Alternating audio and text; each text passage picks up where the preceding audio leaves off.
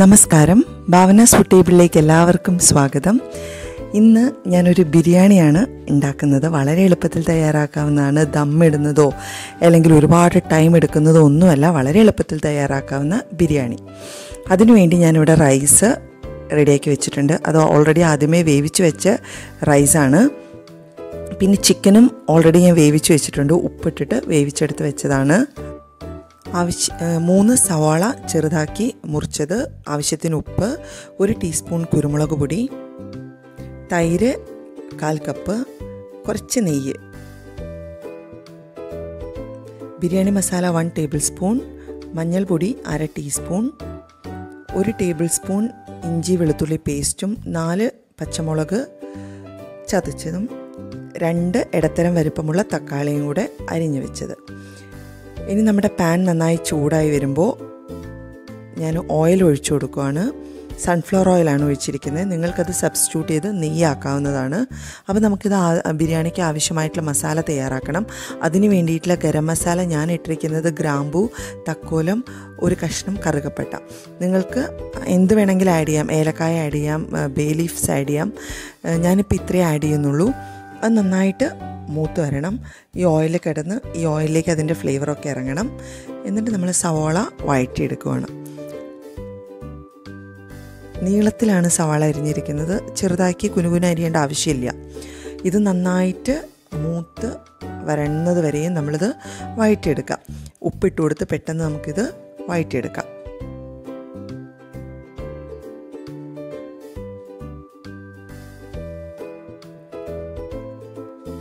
നന്നായി വഴണ്ട് വന്നിട്ടുണ്ട്. ഇനിയും നമ്മുടെ മസാലകളൊക്കെ ഇടുമ്പോഴത്തേക്ക് കുറച്ചും കൂടെ ഉള്ളി മൂത്ത് വന്നോളും. ഇനി നമ്മുടെ അടുത്ത ഇൻഗ്രീഡിയൻ്റ് ആയിട്ടുള്ള ഇഞ്ചി വെളുത്തുള്ളി പേസ്റ്റും പച്ചമുളകും കൂടെ ആഡ് ചെയ്തിട്ട് നന്നായിട്ട് ഇളക്കി കൊടുക്കാം. നമ്മൾ കൂടുതലായിട്ടും പച്ചമുളകിൻ്റെ എരിവും, നല്ല എരിവുള്ള പച്ചമുളകാണിത്, കൂടാതെ കുറച്ച് കുരുമുളകും മാത്രമേ ബിരിയാണിക്ക് എരിവിൻ്റെ പാർട്ടിലായിട്ട് നമ്മൾ ഇടുന്നുള്ളൂ. നമുക്കിത് നന്നായിട്ട് പച്ചമണം പോകുന്നവരെയും വഴറ്റിയെടുക്കാം. ഞാൻ എണ്ണ വളരെ കുറച്ചേ യൂസ് ചെയ്തിട്ടുള്ളൂ. നിങ്ങൾക്ക് നല്ല ഓയിൽ വേണമെങ്കിൽ കുറച്ചും കൂടെ ഓയിൽ യൂസ് ചെയ്യാവുന്നതാണ്. തക്കാളി ഇട്ടിട്ട് നമുക്ക് നന്നായിട്ട് വഴറ്റിയെടുക്കാം. ഒരു 5 മിനിറ്റ് തക്കാളി ഇട്ടിട്ട് വേവിക്കാനായിട്ട് ഞാൻ വിട്ടായിരുന്നു. മൂടി വെച്ചാണ് ഞാൻ വേവിച്ചത്. ക്യാമറ ഓണായിരുന്നു. ക്യാമറ ഓഫായ വിവരം ഞാൻ അറിഞ്ഞില്ല. 5 മിനിറ്റ് കഴിഞ്ഞ് ഞാൻ പാത്രത്തിൻ്റെ അടപ്പ് തുറന്ന് നമ്മൾ ഓൾറെഡി വേവിച്ച് വെച്ചിരിക്കുന്ന ചിക്കൻ ഇട്ട് ഞാൻ ഇളക്കിയായിരുന്നു. അത് എനിക്ക് ഷൂട്ട് ചെയ്യാൻ പറ്റിയിട്ടില്ല. ജസ്റ്റ് ആ തക്കാളി വെന്തതിന് ശേഷം ചിക്കൻ ഇട്ട് ഞാൻ ഇളക്കിയെടുത്തു. ഇനി നമ്മൾ തൈര് ഒഴിച്ചു കൊടുക്കാം.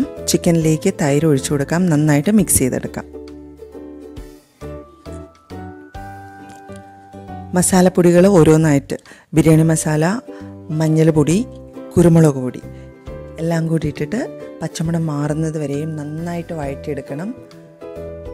ഇത് സവാള മസാലയിലേക്ക് എല്ലാ പൊടികളുടെയും കോട്ടിങ് വരുന്നത് വരെയും ഇളക്കി മിക്സ് ചെയ്ത് കൊടുക്കാം. ചിക്കനിലേക്കും മസാലയിലേക്കും എല്ലാം നന്നായിട്ട് മിക്സായി വന്നിട്ടുണ്ട്. ശകല ഉപ്പിൻ്റെ കുറവുണ്ട്. നിങ്ങൾ ഈ സമയത്ത് ഉപ്പ് നോക്കുക, പുളി നോക്കുക, ആവശ്യാനുസരണത്തിന് എല്ലാം ചേർത്ത് കൊടുത്ത് മിക്സ് ചെയ്യാം.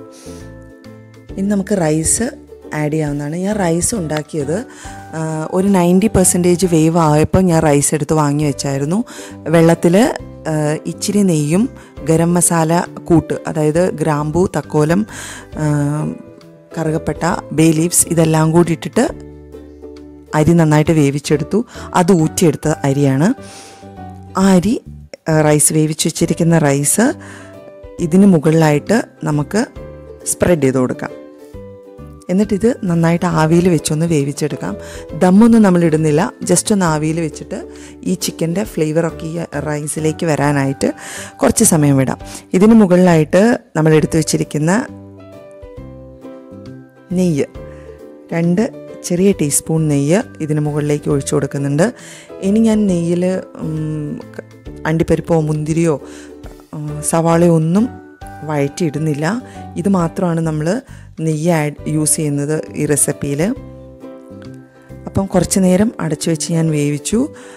അതിനുശേഷം റൈസും മസാലയും കൂടെ ചെറുങ്ങനെ നമുക്കിത് മിക്സ് ചെയ്തെടുക്കണം. മസാലയും റൈസും കൂടെ മിക്സ് ചെയ്തെടുക്കുക. വളരെ പതുക്കെ ചെയ്യുക, ഉടഞ്ഞു പോകാൻ സാധ്യതയുണ്ട് ചിക്കനും റൈസും എല്ലാം.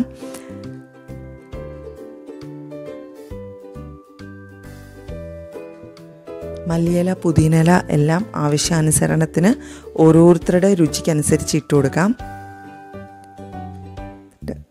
നമുക്ക് മസാലയും ഇതുമെല്ലാം കൂടെ നന്നായിട്ട് ഇളക്കി യോജിപ്പിക്കാം.